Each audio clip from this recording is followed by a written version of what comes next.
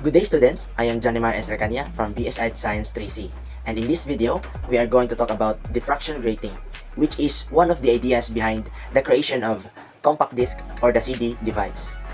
Diffraction grating is an optical device with a coated surface of very fine lines used to separate incoming light into their corresponding wavelengths. In Thomas Young's double-slit experiment, a beam of light is aimed at a barrier with two vertical slits. After the light passes through the slits, the resulting pattern is recorded on a photographic plate, and the interference pattern can be observed. This is how a compact disc surface looks like. These are too small to be seen by our naked eye, and we can only see color patterns in a compact disc or CD, since the visible light is separated into its wavelength components, which then be represented by the rainbow pattern of colors. When we move the CD in different angles and positions, we can see and notice that the rainbow patterns tends to appear and disappear.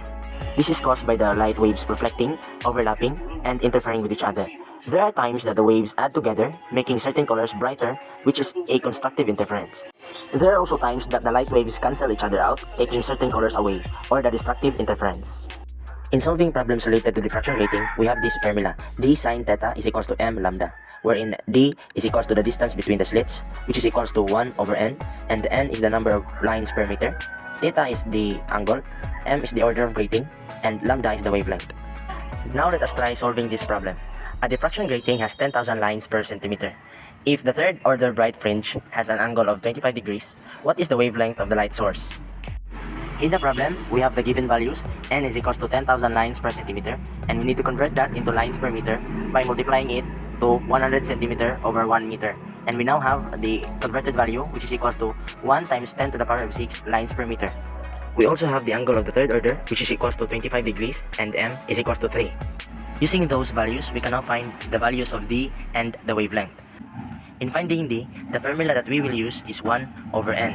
Substitute the value of n, which is equals to 1 over 1 times 10 to the power of 6 lines per meter. We now have the value of d, which is equals to 1 times 10 to the power of negative 6 meters per line. After finding the value of d, we can now use the formula d sine theta is equals to m lambda. The value of d, which is equals to 1 times 10 to the power of negative 6 times sine 25 degrees is equals to the value of m, which is equals to 3 times lambda.